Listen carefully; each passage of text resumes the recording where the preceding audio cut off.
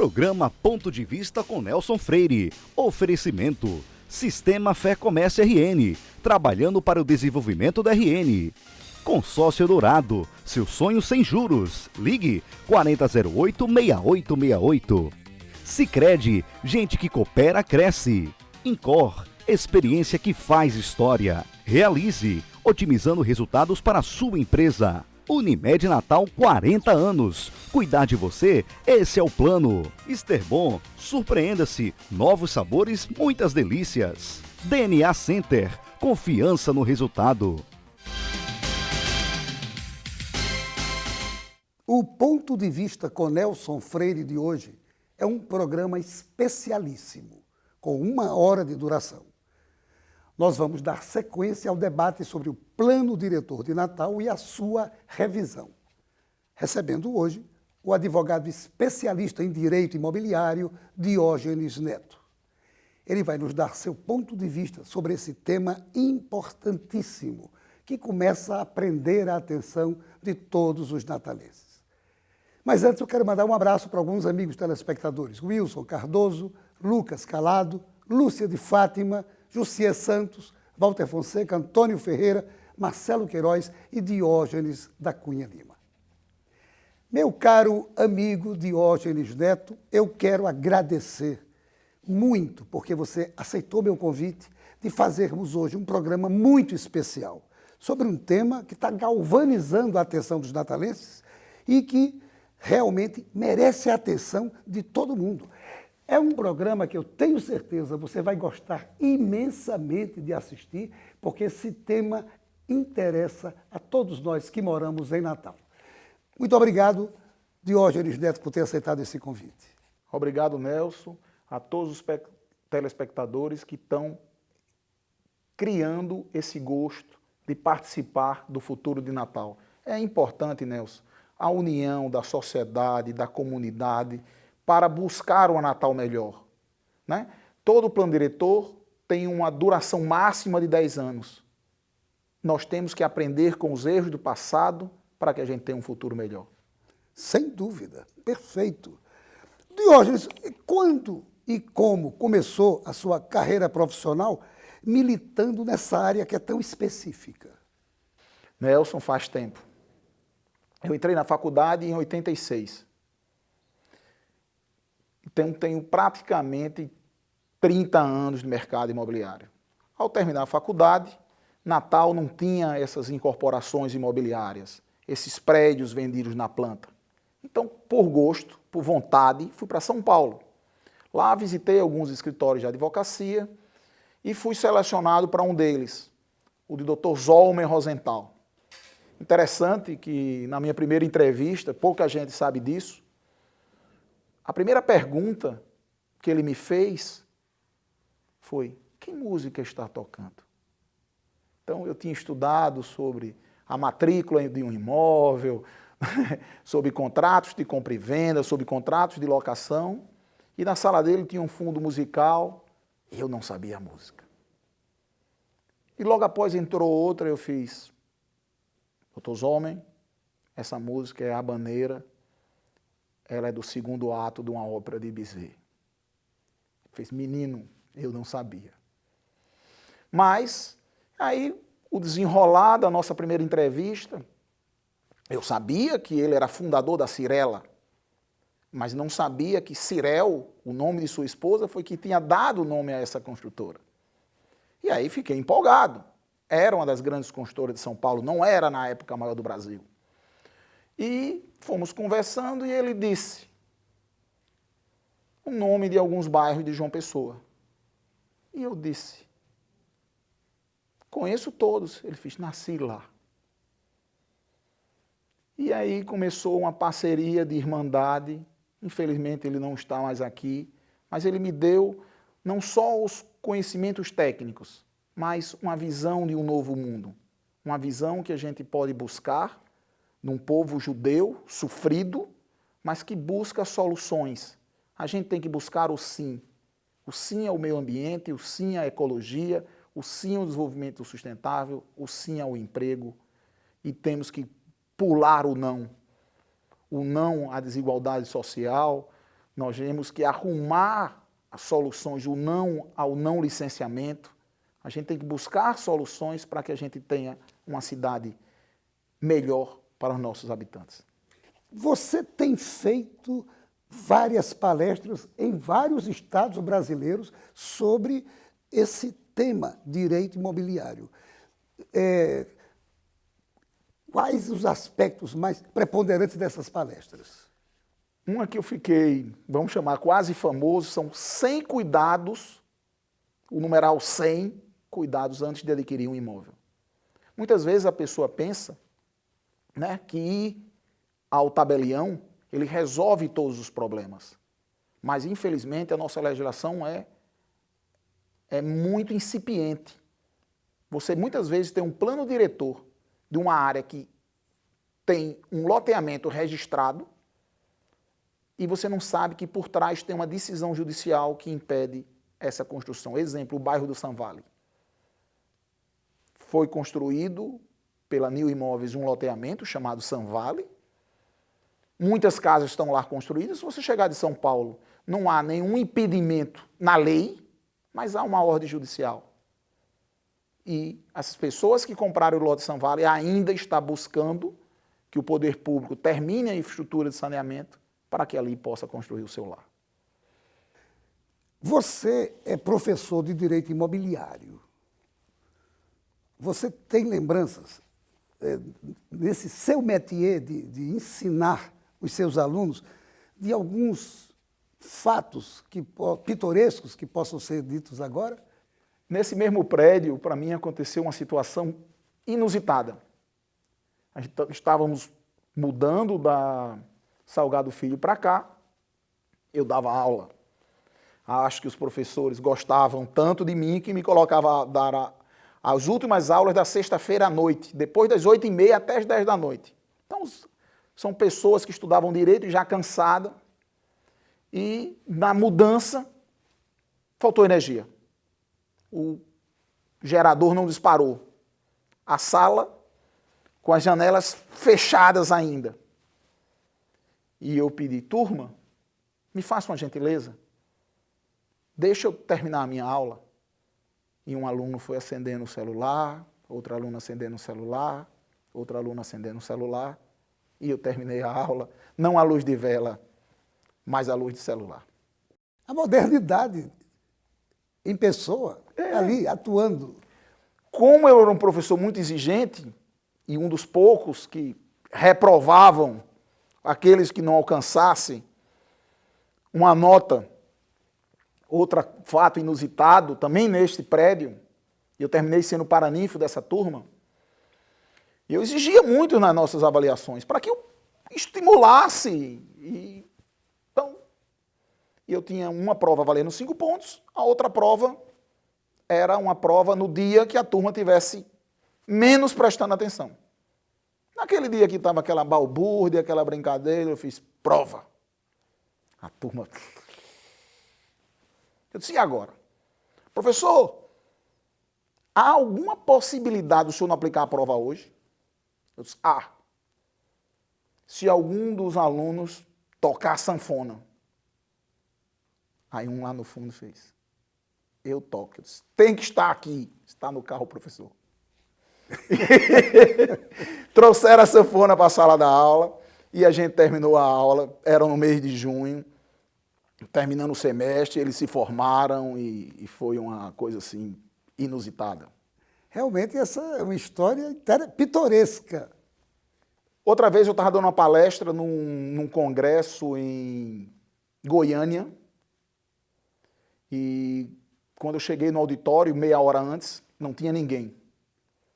Mas vizinho ao auditório, tinha um auditório muito maior, e estava repleto de carro. Quando eu fui chegando, que alegria, né?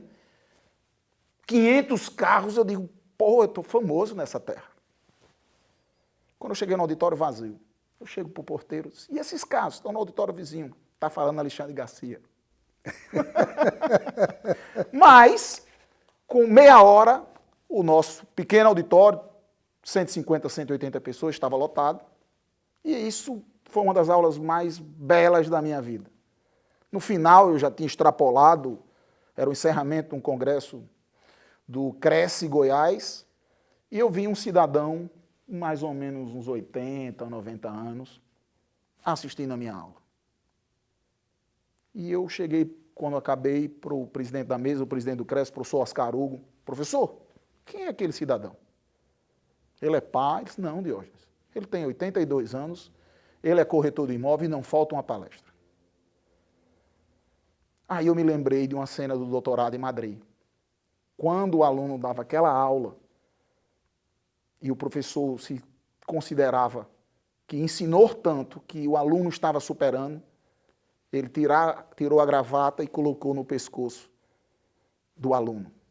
Eu desci do auditório, tirei minha gravata, coloquei no pescoço daquele cidadão de 82 anos que ainda tinha na sua alma o direito de aprender e de repassar esses ensinamentos.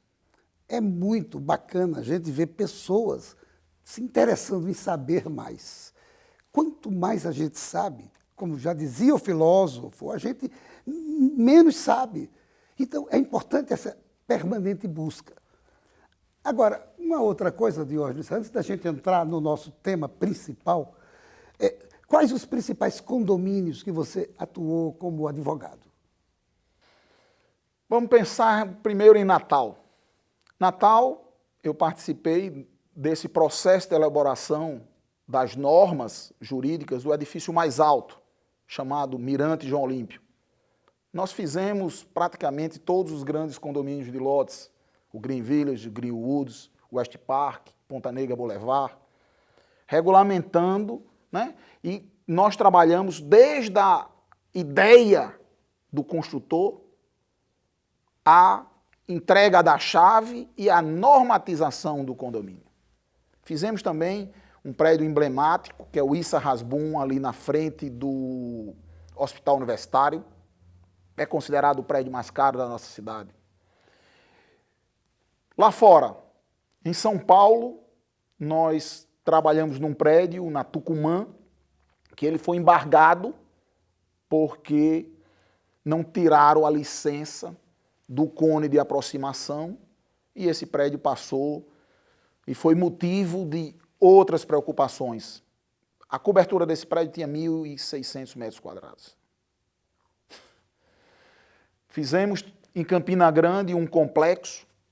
Quem entra em Campina Grande, quem vai ao São João, o maior São João do mundo, vai entrar na cidade e ter um complexo, numa cidade como Campina Grande de 350 mil habitantes, que tem no mesmo terreno hotel, flat, residência, megalojas, academias. O hotel foi o primeiro eslavieiro do Nordeste. Ou seja, é possível copiar bons exemplos, desde que haja capacidade de suporte ambiental na área e, principalmente, vontade política em ajudar. Então, a gente tem observado que outras cidades têm esses sinais e a gente poderia copiar os bons exemplos. Sem dúvida. Diógenes, quando eu fui secretário de turismo, você atuou na frente do Prodetur. Eu queria saber de você como é que foi sua experiência ali e qual saldo positivo você tirou e poderia nos dizer daquela experiência que você teve. Tem um verso de Vinícius que diz: lembrança pobre mais linda, infância pobre mais linda, tão linda que permanece em mim ainda. Nelson Freire, esse que nos entrevista hoje, criou a atualização, ou a primeira vez, todos os planos diretores do litoral entre Touros e Tibau do Sul.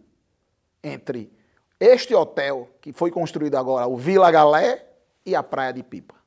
Isso dá segurança jurídica a qualquer empreendedor que queira se instalar.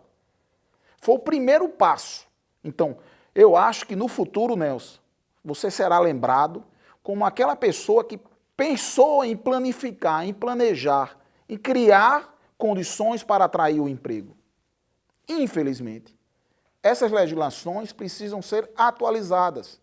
Exemplo, No Código Florestal, duna era considerada área de preservação permanente. O Código Florestal de 65. Atualmente, ela não é mais área de preservação permanente. Isso quer dizer que ela possa ter um uso mínimo, mas precisa ser regulamentada. Quem sabe que o novo Prodetur não possa atualizar essas legislações. Você também, nós contribuímos com a primeira duplicação do Centro de Convenções. Na sua época, Natal recebia 17 voos charters. Hoje não temos mais nenhum por semana. Era um momento diferente. O que é que hoje a gente precisa? Copiar os bons exemplos. Que os políticos atuais sigam um princípio, uma máxima. Fátima Bezerra, no Sebrae, ela disse, a primeira sustentabilidade é a econômica. Se o cidadão não consegue produzir o pão para ele comer, como é que ele pode pensar em outras coisas? Então a gente tem que pensar que o ecodesenvolvimento ele está entrelaçado não só no ambiental, mas tem o fator econômico e, notadamente, o fator social. O novo plano diretor deve ser um plano diretor voltado ao emprego, voltado à melhoria da condição de vida daquele que mais precisa. O que é que você acha, como autoridade no assunto, exatamente desse plano diretor de 2007, que agora começa a ser revisado e, mesmo assim, uma demora muito grande para essa revisão acontecer, que ainda está acontecendo. O que é que você acha desse plano diretor 2007 e que comparação você faz entre o nosso plano diretor com o plano diretor de outras cidades brasileiras? Que pergunta interessante, Quando a gente chegava em sala de aula e um aluno fazia uma pergunta desse nível, é para a gente processar um pouco mais, para a gente tentar responder de uma maneira que o próprio telespectador possa entender. Então, primeiro, o plano diretor de 2007 deixou algumas lacunas. A nossa Câmara dos Vereadores poderia, mesmo antes da reformulação do novo, estar trabalhando ainda no velho. Então, exemplo, transferência de potencial construtivo. TPC. É um nome feio, mas o que é? Prédios históricos tombados podem transferir o seu potencial construtivo para outro terreno. Áreas verdes que foram transformadas por força de lei transferiu o potencial construtivo para outros terrenos. A família de Raimundo Paiva do loteamento Sun Valley, fez um acordo com a prefeitura e transformou o valor da desapropriação do terreno onde é o nosso parque da cidade em potencial construtivo. Um outro ponto que a gente pode falar também é, mesmo que não seja diretamente relacionado à alteração, são coisas mínimas que poderia melhorar, como o que a gente chama de regulamentação da área não computável, que permite um pouco mais de construção. Vamos falar sobre João Pessoa. João Pessoa, quando você vai aprovar um prédio, não entra como área computável escada, área de lazer, varanda, floreiras e outras. Não é uma benesse para o incorporador, mas quando a prefeitura diz que o coeficiente daquele terreno é 1,5 vezes, é 2,5 vezes, é 3 vezes, é 3,5 vezes, ela não deve computar o que a pessoa não mora. Ninguém mora numa piscina, ninguém mora numa varanda. Desde 92, em São Paulo, tem a lei das varandas. E que lei é essa? Para estimular o empreendedor a melhorar a qualidade de vida do cidadão. Então, não entra no cômputo da construção a área das varandas. Então, isso também traz benefício para a prefeitura. Por quê? Porque ao se construir mais, se vende mais. Ao vender mais, a prefeitura recebe mais IPTU, recebe mais ISS, a prefeitura recebe também um investimento pelo investimento realizado na área de infraestrutura. Então, é o tipo da parceria ganha-ganha. Significa dizer, então, que Na sua visão, o atual plano diretor não é tão desenvolvimentista como poderia ser. E seria essa agora a oportunidade de se rever certos conceitos e aplicá-los nesse momento histórico que a gente está passando? Eu acho que João Pessoa, uma cidade próxima, não podemos comparar do ponto de vista ambiental. Cada um tem suas fragilidades. Mas o plano diretor de João Pessoa fez com que ela melhorasse muito a sua orla, e essa orla bem organizada melhorou o fluxo de turismo. O plano diretor de João Pessoa tinha um adensamento, uma maior quantidade de construção nos corredores. Isso fez com que estimulasse a construção e as pessoas não fossem deixar João Pessoa para morar em bairros e em cidades próximas.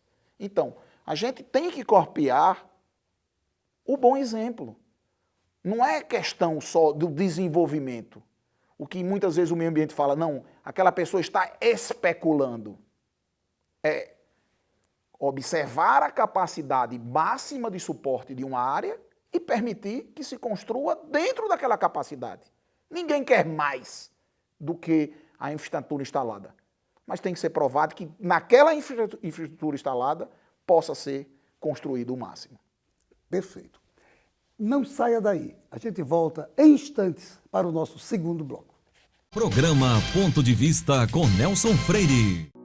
O Laboratório DNA Center, líder em diagnósticos no Rio Grande do Norte, dispõe de mais uma unidade para você, desta vez na Avenida Roberto Freire.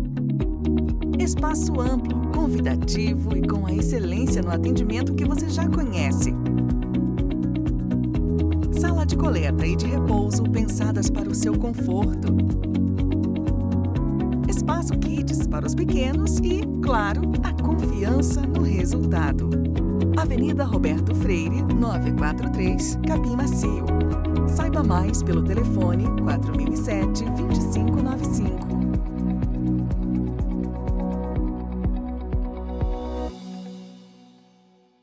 Otimismo, uma palavra que supera a crise e faz a economia avançar. A Esterbom, uma empresa genuinamente potiguar, tem o otimismo como inspiração, investindo na qualificação dos seus colaboradores e na sustentabilidade. A Esterbom estimula a capacitação e práticas sustentáveis, como o tratamento de efluentes, a reutilização da água em áreas verdes e o uso da energia solar.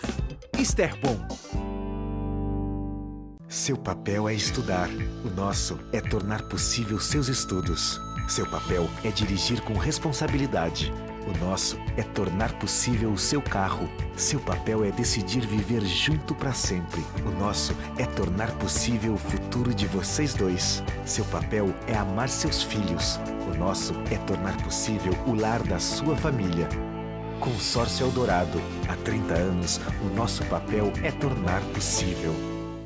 Programa Ponto de Vista com Nelson Freire. Estamos de volta ao nosso segundo bloco, entrevistando o advogado Diógenes Neto. Diógenes Neto, agora vamos botar o dedo na ferida, começar a falar realmente sobre essa revisão. O excesso de burocracia que existe e o assembleísmo tem dificultado de forma contundente uma própria ação do Poder Executivo com relação aos planos diretores? Infelizmente, sim. Normalmente, os países socialistas é que detêm essa quantidade de conselhos. E depois, nos países socialistas, não tem uma Câmara de Vereadores. Nós temos uma infinidade de conselhos e ainda depois as discussões na Câmara. O que é que tem acontecido? O nosso legislativo tem sofrido pressões daquilo que ele nem faz parte ainda, porque o projeto do plano diretor, ele tramita a partir de uma proposta do Executivo que passa por diversos conselhos até chegar ao Conselho da Cidade, que é remetido para a Câmara. É uma burocracia em excesso. Infelizmente acontece. Agora, eu faço parte do CONABIS, Conselho de Habitação de Interesse Social. Se não houvesse esse conselho, ninguém estaria voltado a defender o interesse de quem mais precisa. Eu não sei se você sabe, mas 5% da população brasileira vive em favelas. O dado de Natal é mais alarmante. São 10% de nossa população vivendo em favela. A SEARP, que é a Secretaria de Habitação e Regularização Fundiária, de Natal, tem 90 mil inscritos pedindo um teto para morar. Se o direito de moradia é uma garantia constitucional, o que nós temos que fazer? Dar as mãos. Silvio Bezerra, diretor do Sinduscom, fez um artigo hoje, vamos pedir uma trégua ao Ministério Público. Nós não estamos em lados antagônicos. O que nós temos que buscar é o sim. Hoje, 90 mil pessoas, 90 mil natalenses não têm uma casa para morar. Se Maslow criou um teorema da hierarquia e das necessidades, eu entendo que a primeira necessidade do cidadão é o lar. Sem um lar, ele é incapaz de estudar, incapaz de buscar um trabalho, incapaz até de ser beneficiário pelo Bolsa para a Família, porque ele precisa de um endereço. Essa burocracia tem que diminuir. E só diminuirá com a união da população exigindo a celeridade desse processo.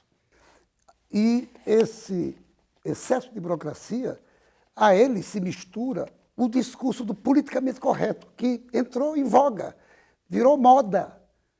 Esse discurso, ele poderá atrapalhar essa revisão do atual plano diretor? O importante é a gente diminuir o discurso e partir para a ação. As pessoas que estão comandando o plano diretor de Natal são muito capazes. Né? O conselho gestor está sendo escolhido por cada conselho e pela prefeitura com gente muito capaz. Então, se o time é bom, a gente sabe que tem um problema.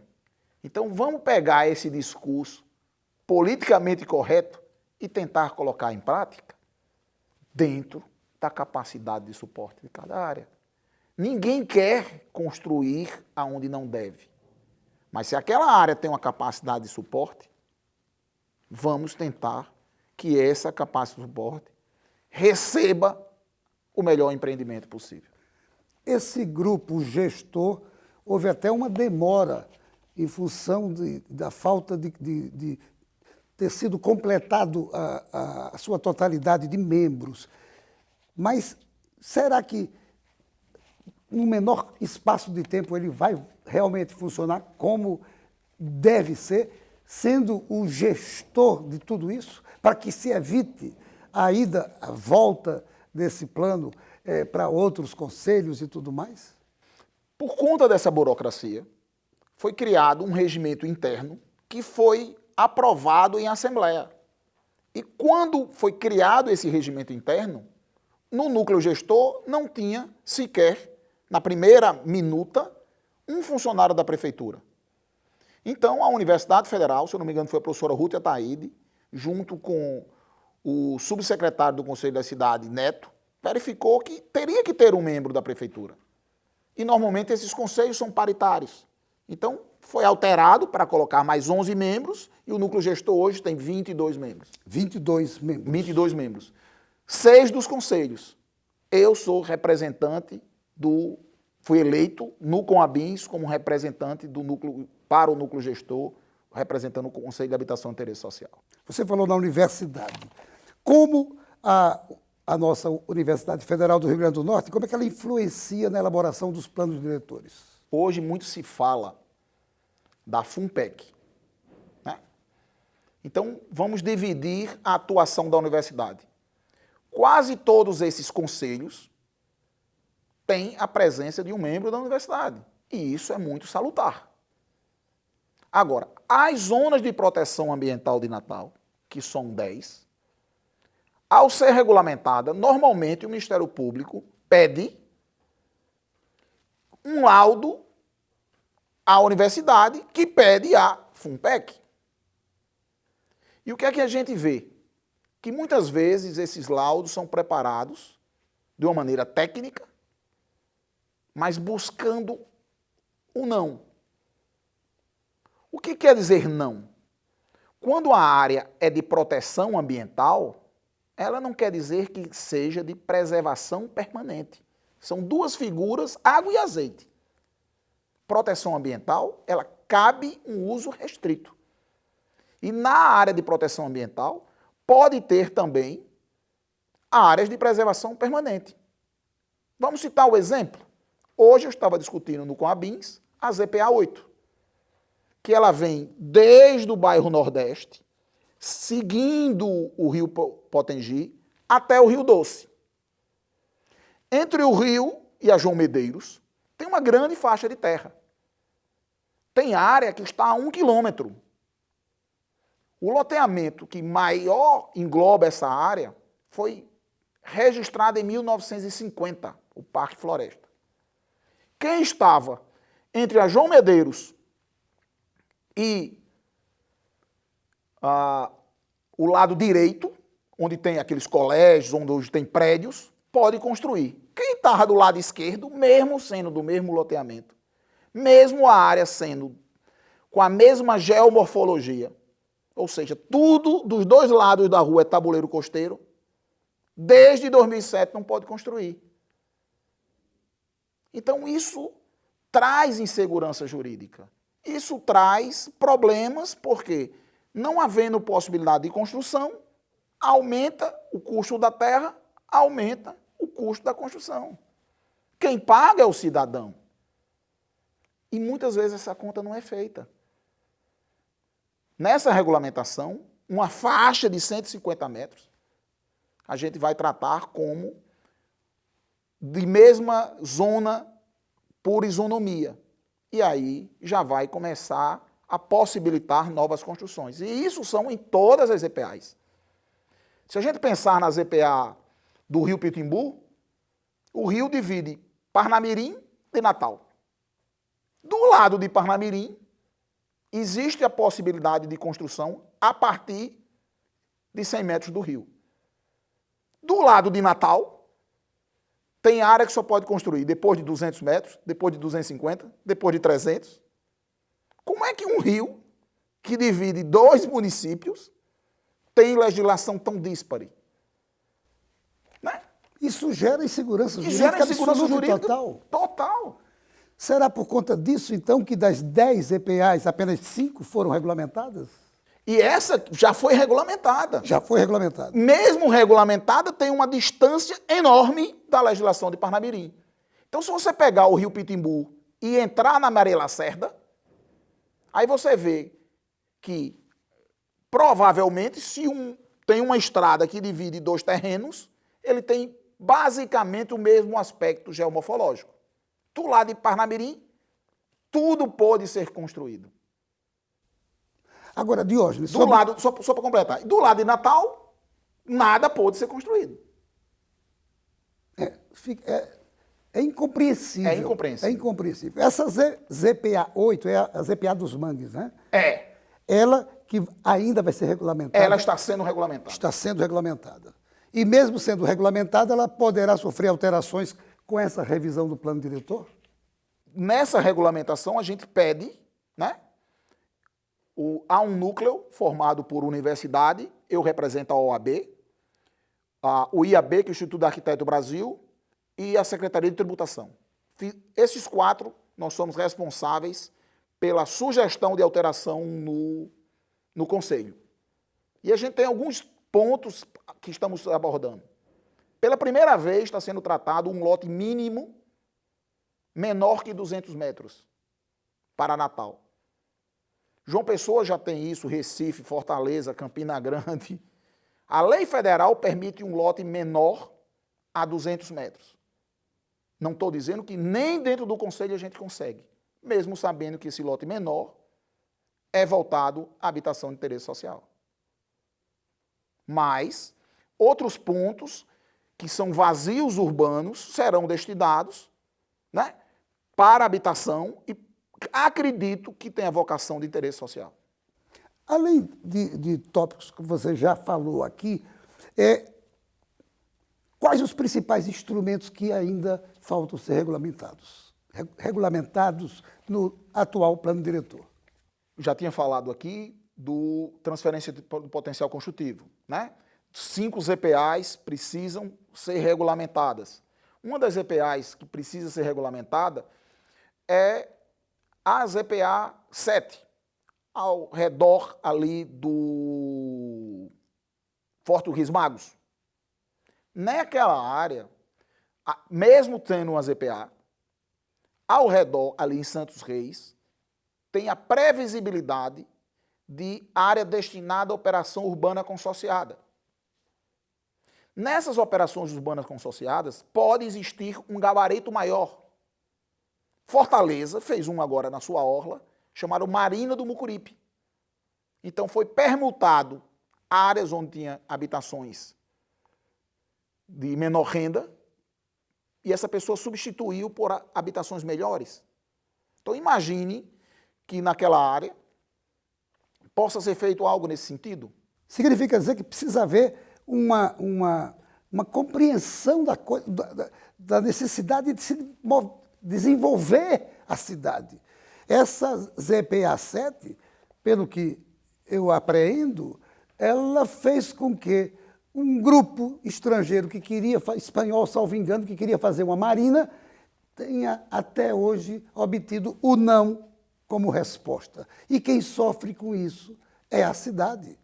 Inclusive, até por conta do turismo, que, na minha visão, eu não sei se você concorda, na minha visão, é a atividade econômica mais importante da nossa capital.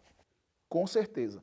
Então, outro instrumento que poderia estar sendo revisado concomitante são as zonas especiais turísticas. O que se chama zona ZET. Né? Exemplo, nós temos a via costeira. Hoje existe uma legislação que ela só pode construir entre o nível da rua abaixo. Eu não vejo isso como dificuldade em construir, mas o que deveria mudar era o uso. Né? As concessões do Estado deveriam possibilitar outros usos, como parques. Vamos pontanegrizar a via costeira, vamos trazer que o cidadão norte-riograndense, natalense, possa usar a via costeira.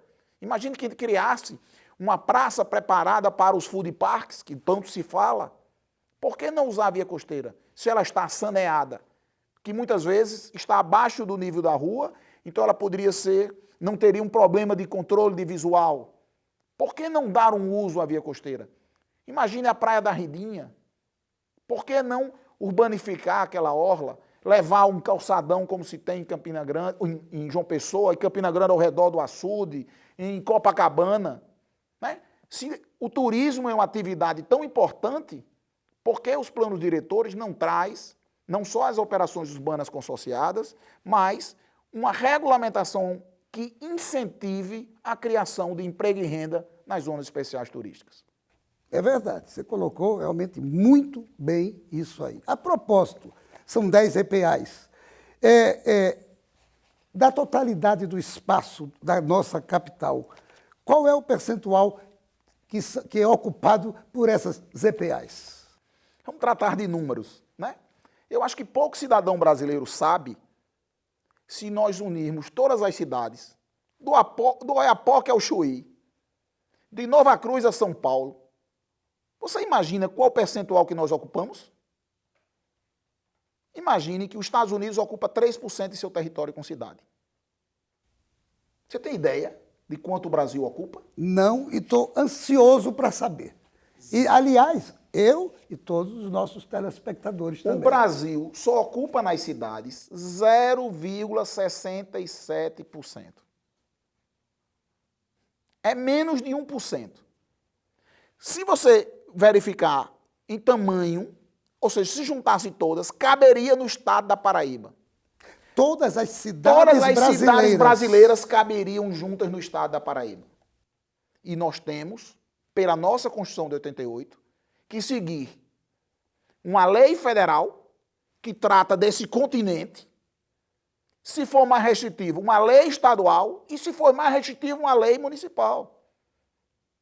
Então, quando a gente pensa Em Natal, aí, 34% do nosso território é zona de proteção ambiental. 34% do território. Desses, 13% é só a ZPA 8 e ainda não está regulamentada. Impressionante. Isso, infelizmente, estimula a informalidade. Na hora que eu não tenho um lote de menor tamanho para que o pobre possa comprar, se eu não estimulo a criação do formal, aumenta a informalidade.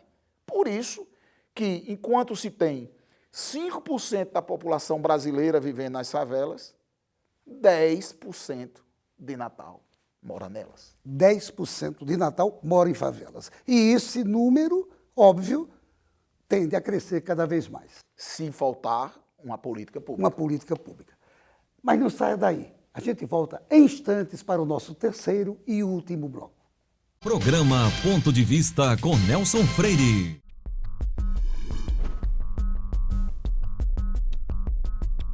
Com uma infraestrutura moderna, o Senac oferece mais de 30 opções de cursos no segmento de saúde. Pioneiras no Rio Grande do Norte, as habilitações técnicas em áreas como podologia e estética são diferenciais da instituição.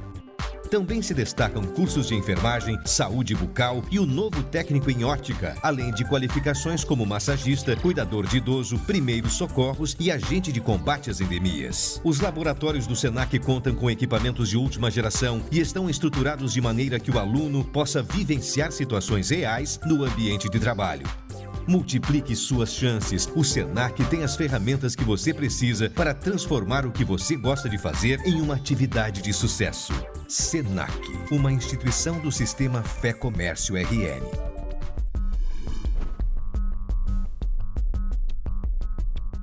Nós somos o Sicredi, primeira instituição financeira cooperativa do país. Presente em 22 estados e no Distrito Federal. Temos mais de 1.600 agências e 3,8 milhões de associados. Nossos números falam por si e são reinvestidos diariamente nas comunidades para apoiar o bem-estar e o desenvolvimento das pessoas. E tudo isso está ao seu alcance aqui no Rio Grande do Norte, porque juntos somos mais fortes. Sicredi. Programa Ponto de Vista com Nelson Freire. O INCOR Natal é especialista em clínica e procedimentos de alta complexidade ligados ao coração. Tem a melhor equipe de cardiologia da cidade e ainda oferece serviços noutras especialidades, tanto na unidade da Miguel Castro, na unidade da Promater, como também agora no novo Hospital Rio Grande. E nós voltamos à entrevista com o advogado Diógenes Neto. Falamos, ao finalizar o segundo bloco, sobre favela. O que eu queria saber de você é exatamente o seguinte, sobre regularização de favelas versus criação de novas moradias. Qual é seu pensamento sobre isso? Talvez o maior problema de Natal, do ponto de vista urbanístico, seja a regularização das favelas.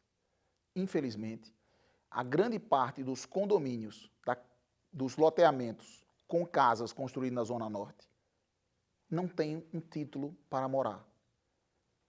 Então, é muito importante que as pessoas recebam o seu título definitivo.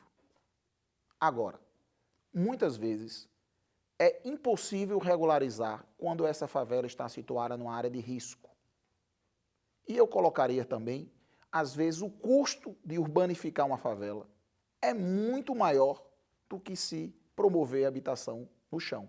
Existe um doutrinador chamado Martin Smoke, do Link Institute americano, que veio ao Brasil e disse, olha, o custo de urbanizar as favelas, dos estados que ele percorreu, se eu não me engano foram 6, custa de 3 a 4 vezes do que fazer do zero. Então a gente tem que pensar, hoje, quais são as favelas que deveriam ser regularizadas, quais as que são impossíveis de ser regularizadas, criando uma política para receber toda essa população. Significa dizer que há uma necessidade de existir novas legislações, no sentido de que favoreçam o aumento da oferta de imóveis com a respectiva diminuição dos custos? Isso, inclusive, essa sua frase está prevista no Estatuto da Cidade. É uma diretriz. A Constituição Federal de 88 diz: a cidade só cumpre a sua função social se estiver em conformidade com o plano diretor. E esse plano diretor é regulamentado por uma lei chamada Estatuto da Cidade.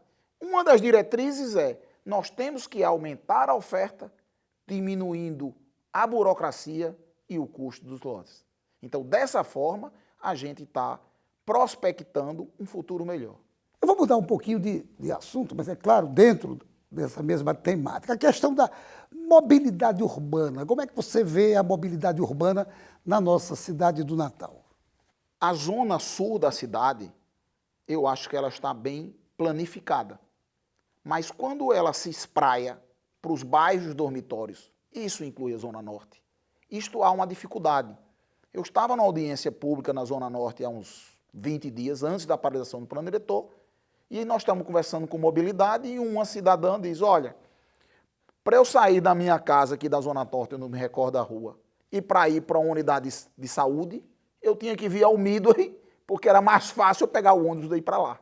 Você imagina a pessoa sair da Zona Norte, vinha ao Midway e pegava outro ônibus para ir para lá. Então, Soares Júnior, que foi seu subsecretário no Prodetur, foi quem criou o primeiro plano de mobilidade para Natal. Temos grandes corredores, boas avenidas. Eu acho que o plano tem que integrar, não só trazer o cidadão do trabalho desses bairros mais afastados para a cidade, mas circular de maneira que ele tenha lá uma nova centralidade. Edward Glaser, formado em Harvard, Jangel, estimula a cidade para as pessoas. Na hora que a gente tiver um sistema de mobilidade que atenda essa população nesse bairro, colocando nessa malha viária escola, posto de saúde, áreas de lazer, habitar, trabalhar, circular, recrear juntos, aí a gente está fazendo uma cidade inclusiva. Fico muito feliz com essa sua observação.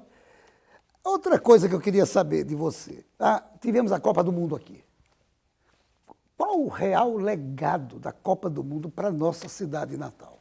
Dívida. Dívida.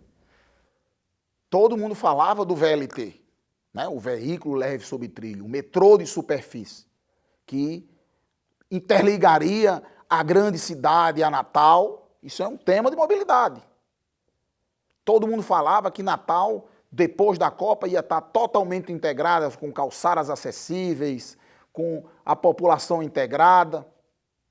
Natal teve, o governo do estado assumiu uma dívida milionária da Arena das Dunas. E o que poderia ter vindo de bom, do ponto de vista urbanístico, eu acredito que ficou muito a desejar.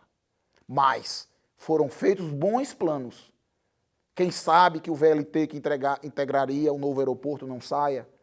Quem sabe, né, que o VLT que chegaria a Parnamirim não seja realizado?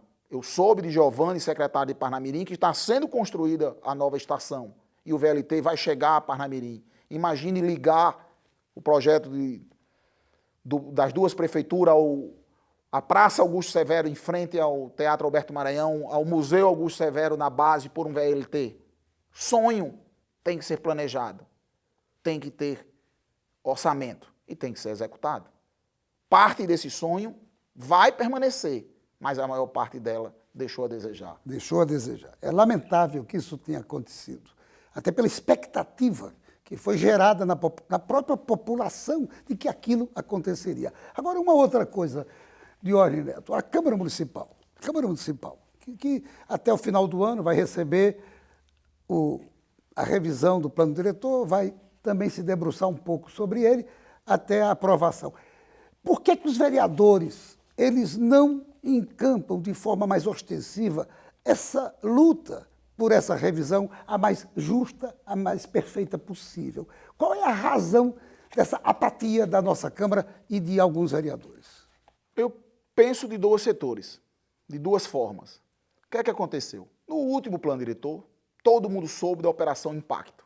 O que é isso? Um estímulo de alguns empresários, que há quem diga que houve, para alguns vereadores, para favorecer uma determinada área. E os vereadores ficaram alijados do processo. Mas eu acho que isso é página virada. Eu acho que a Comissão de Meio Ambiente e Urbanismo hoje da Câmara, que é formada por, pelo menos por 4 grandes técnicos que eu conheço, e uma, eu acho que é socióloga de Ivaneide, que é Ranieri, que foi ex-presidente da Câmara, Klaus Araújo, Kleber Fernandes e Sueldo Medeiros e a Divaneide, é uma grande comissão e ela deve estar preparada não só para revisar o plano diretor, mas ela deve estar de coração aberto para começar a discutir e complementar o plano diretor antigo. É como se pudesse já gerar um filho, né, e outro filho logo após. E esse primeiro filho já tem gestação, já tem projetos que poderiam ser implementados. Então eu acho que precisa virar a página da Operação Impacto. Não trata-se de corrupção, trata de melhorar a qualidade de vida do cidadão de Natal. Trata de verificar que há possibilidade de incluir os menos favorecidos. 93% do déficit habitacional é para a classe de menor renda. Então o plano diretor tem que focar nesses problemas. Trazer para o menos favorecido a mobilidade, a casa, ao lazer. O bairro de Mãe Luísa é uma AES, é uma área de especial de interesse social. Vários tópicos que limitantes, até de crescimento entre os próprios moradores. Do seu ponto de vista, a revisão do plano diretor poderá ou deverá mudar essa realidade? Isso é um embate que vem trazido desde o último plano diretor. O que é que essa ex de Mãe Luísa trouxe? A impossibilidade de unificação de lotes. Exemplo, se o cidadão tem uma casa e ele teve mais filhos, ele não pode crescer sua casa legalmente. Por quê? Porque se ele pudesse unificar, podia haver interesse do empresariado de construir um prédio nessa unificação. Então a lei impede. Eu não sei até onde isso é benéfico, mas eu acho que a população de Mãe Luísa deve ser ouvida. Será que eles teriam o interesse em melhorar? Em lá ter uma escola melhor, um salão de beleza melhor, um supermercado melhor, uma academia melhor? São coisas que impedem o crescimento ou até um prédio. Eu acho que a população tem que ser ouvida. A universidade fala muitas vezes nesse termo de expulsão branca. Se melhorar esse adensamento, o rico vai comprar e o pobre vai morar mais longe. O que eu penso é que tem que dar a chance à pessoa escolher. E eu não sei se toda a população foi representada ao impor essa restrição. Mas o que é mais importante de tudo isso é, será que ao não criar uma política inclusiva, nós não já estamos expulsando essas pessoas para áreas mais distantes? Se a gente pensar que Parnamirim em 90 tinha 50 mil pessoas e hoje tem 250 mil, em 30 anos, né? Que Natal não cresceu 6 vezes em 30 anos. Então, a população de Natal, infelizmente, mudou para Parnamirim. E com a sua participação no Prodetur, com um plano diretor mais moderno. Diógenes Neto, uma outra questão que eu quero lhe colocar. A Praia do Meio. A Praia do Meio não se pode construir em função de um consenso antigo, problema de visibilidade do forte. E isso tem transformado a Praia do Meio, que outrora era um cartão postal, hoje transformada numa área totalmente subutilizada, pobre em termos arquitetônicos e de tudo mais. Esse plano diretor revisado poderá alterar alguma coisa com relação a isso? Com certeza. Não só a Praia do Meio, mas a Praia do Forte e a Ridinha. Eu acho que a Zona Especial Turística deve buscar soluções para que a gente tenha um novo cartão postal, né? Vamos copiar. Eu não digo que a gente não tem arquiteto bom, mas vamos ver os exemplos de Maceió, vamos ver a orla da Paraíba, né? Até a orla do Ceará é melhor do que a nossa. Por que a gente não tem uma orla inclusiva, boa, né? Agora, muitas vezes esse conceito de urbanizar está atrelado a uma palavra como ganhar dinheiro, especular. Eu acho que essa página tem que ser virada. A gente tem que pensar a capacidade de suporte, o que é melhor, impedir um pouco daquela visual ou fazer que o cidadão ali more. Então, são conceitos que a gente vai ter que ver. Agora, a sociedade está preparada para essa mudança? Quer? João Pessoa conseguiu, Maceió conseguiu, Fortaleza conseguiu. Espero que Natal consiga também. A população de Natal estaria mobilizada ou estaria sendo mobilizada para esse momento de revisão? O plano diretor, por força constitucional, ele tem que ser participativo. Eu acho que hoje nós temos uma figura da internet que poderia criar vários fóruns para a gente ouvir a população. Eu acho que o ponto de vista poderia abrir uma enquete. Como você vislumbra Natal nos próximos 10 anos? Que sugestões vocês teriam ter dito? A população tem o direito de ser ouvido, mas muitas vezes ele não sabe transformar esse seu sonho numa lei. Para isso existem os conselhos, para isso existem os vereadores, para isso existe nós da Ordem dos Advogados, para isso existem os técnicos, para transformar, às vezes, um sonho em uma realidade. Em realidade. Diógenes Neto, o programa é curtinho, hoje foi excepcional, 1 hora de duração, mesmo assim, o tempo corre célere. E os nossos 60 minutos, infelizmente, terminaram. Eu ainda teria algumas questões para lhe fazer sobre esse tema tão amplo, mas certamente você deu uma aula hoje para nós que tenho certeza, repito, você que está nos assistindo deve ter aprendido muito sobre isso que precisa estar mais permanente nas nossas preocupações, porque, afinal de contas, plano diretor diz respeito a todos nós. Tenho certeza que você gostou imensamente desse programa especial. Só me resta lhe agradecer, renovar os agradecimentos.